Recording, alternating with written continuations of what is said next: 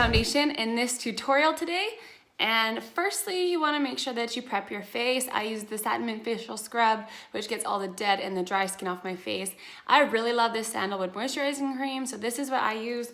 You can also use the Young Living Renewal Serum. A lot of people use that to prep their face. So you want to find your color.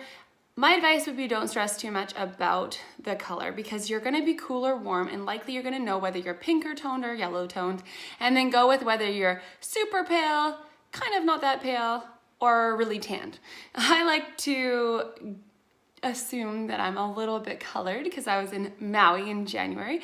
So I go with warm 2. I also used warm 2 in the summer, and I also actually never switched from warm 2 to warm 1 through the winter. So warm 2 is the color that works for me. If it is a little bit too dark for you, you can get the warm 1 and the warm 2 and combine them back and forth to make the color that really works for you.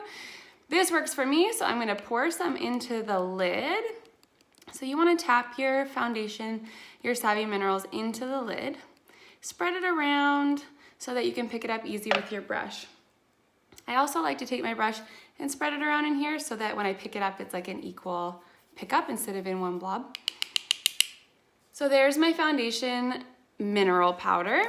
Then I have my Savvy Misting Spray. This is amazing. It's got water, aloe, and essential oils. This is what helps your mineral makeup bind to your face.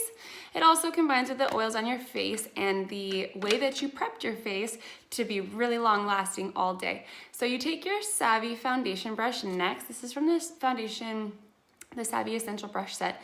You take your misting spray, you mist the end of your brush about 2 to 3 times.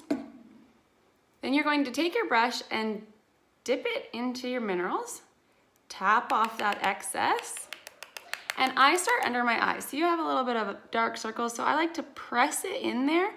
This is kind of like the technique of baking on. If you use makeup, you'll know what that is, and that is just getting the heat and the oils on your face to help the makeup to stick. See how much brighter that is already?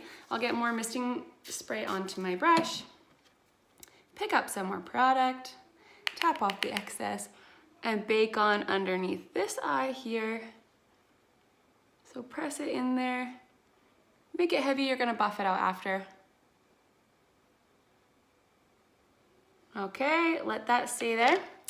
Now, you're gonna do the rest of your face. So pick up your product, tap off the excess, and apply it in circular sweeping motions all over your face. Be generous with your misting spray, but not too generous that it turns into a liquid, because then you're gonna find some dry patches that you'll have to buff out, which is really not that big of a deal. So don't worry if you do that. Almost done.